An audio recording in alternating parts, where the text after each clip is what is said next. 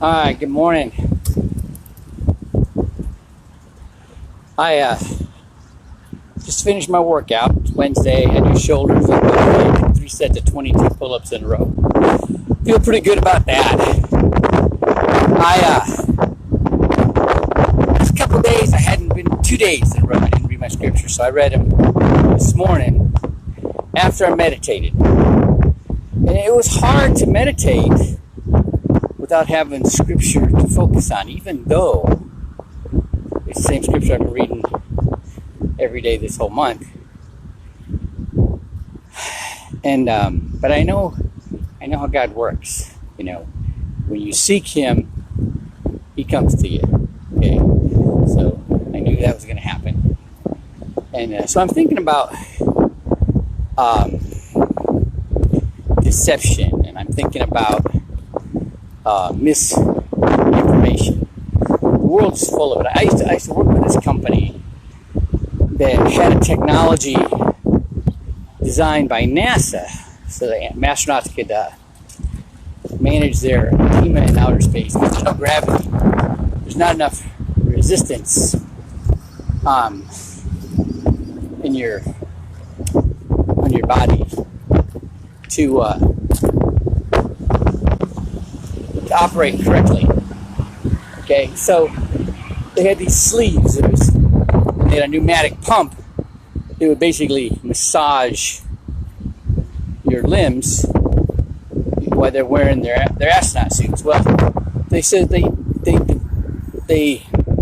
adapted this technology to people who were survivors of breast cancer and prostate cancer. When they damaged their lymph nodes, they their circulation doesn't work right. They actually get rigidity in their arms and legs. That's called lymphedema. Okay, and so this method would remedy that.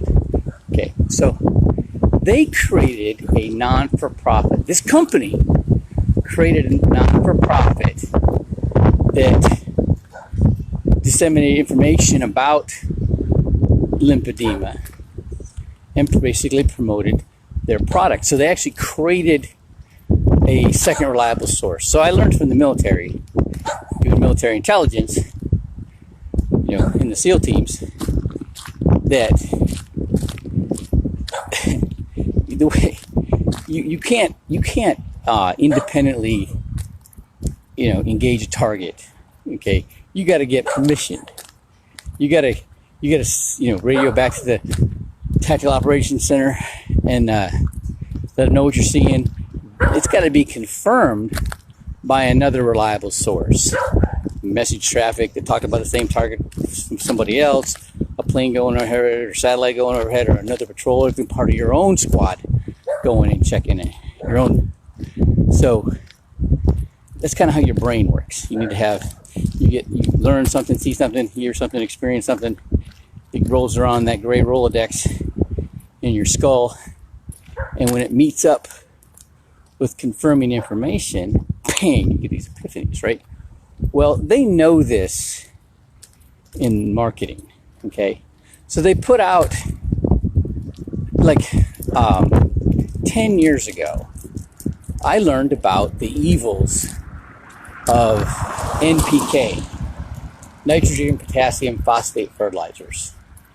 And so after World War II, these big munition companies, Dow, DuPont, Monsanto, Cargill, they are like, the war's over, what are we going to do?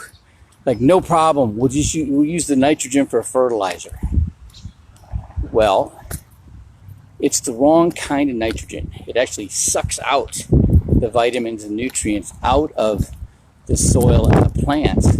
So now we have to eat 8 times more food to get the same nutrient content we did 60 years ago, hence the obesity problem in the United States. So 10 years ago, you could see videos and documentation, but what I'm telling you now, it's all the opposite, all right? It's all promoting these chemical-based fertilizers. Not all of it, but there's, so there's like conflicting. some,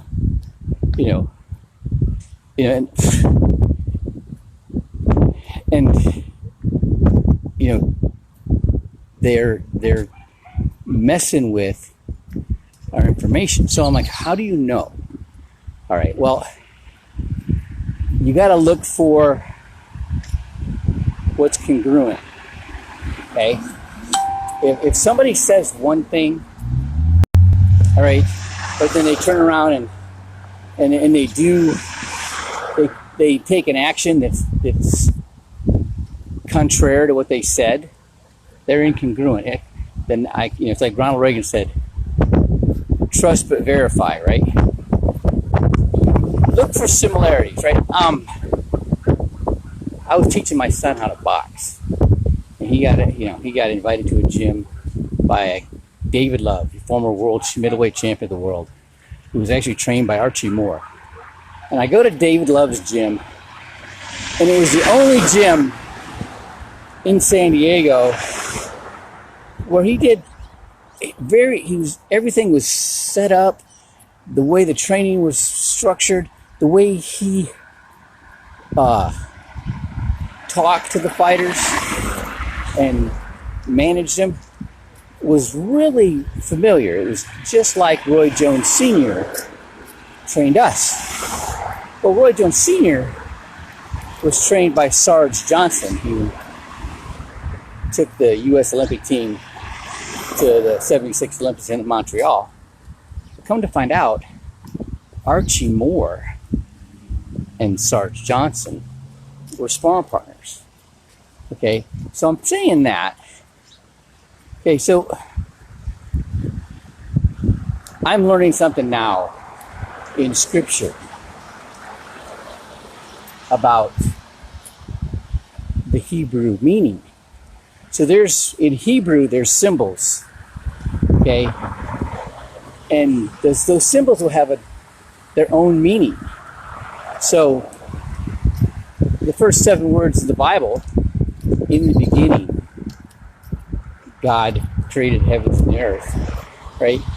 In Hebrew, the symbols are a house or a tent, a head, hands, and a cross.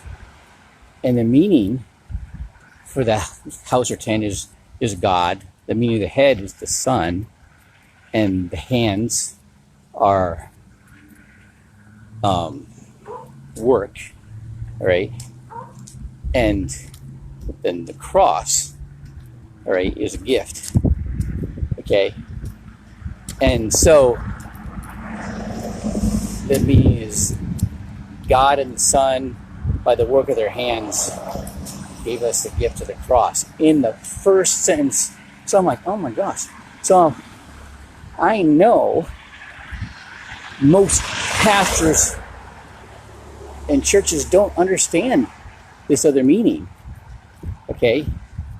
And other religions don't understand this hidden meaning, all right? And of course, Muhammad, all right, didn't know it either. But even if they did, all right, they are so tainted, all right, because of offenses that they won't believe it anyways. There's whenever you get incongruent, right? So this Jewish writing, this Jewish meaning, interpretation of the Bible and God, all right, that is so profound, but the same Jews, not the same people, but the Jews created a narrative of deception about Jesus. They paid the palace guards. They were to guard the tomb. And then, of course, Christ, the angels came, rolled away the stone. Christ was resurrected, right? These guards were put to sleep. So rather than punishing them, they paid them to lie and give a narrative that they fell asleep and the disciples came and stole their bodies, okay, which perpetuates to this day, okay? So who do you believe? You know that's a lie, right? These Jews told that lie, perpetuated that lie, but the Jews wrote this truth, which is real, okay? And so the only way to tell is that's when you got to look